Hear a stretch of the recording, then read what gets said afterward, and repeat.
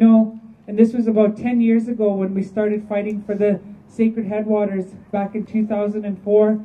They said, one day the fight is going to be about water. It's going to be about protecting water. And you know what?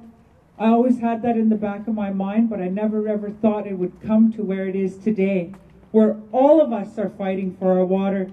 Tahltan people were fighting to protect the sacred headwaters of 3 major salmon-bearing rivers, and it was with the help of all of our alliances, the First Nations people and everyone downstream, and the bravery of our people up north, our Tahltan people who stood up to the second biggest corporation in the world, Shell.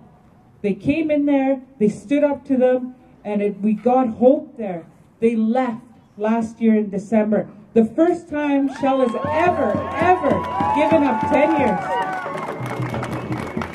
So I bring this message today saying, you know, yes, there's a lot of forces working against us. Yes, there's a lot of corporate control and government supporting corporations in this big fight against, with industry, they're supporting them.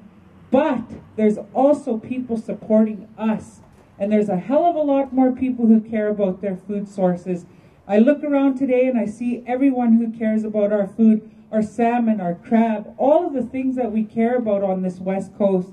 And as a Tahltan, even though that pipeline is not going through my territory, I know that that fish never came to my plate magically. I know that it came from the Pacific Ocean. I know that it needs to be protected against super tankers. I know that it has to be protected against oil spills, and that's why I stand here in solidarity as a Tahltan woman. So I want to thank everybody, and I personally, honestly believe that we have to fight to win this fight. Yes, we have to be ferocious.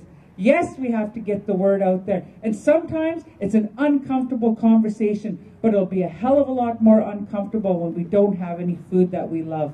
Thank you.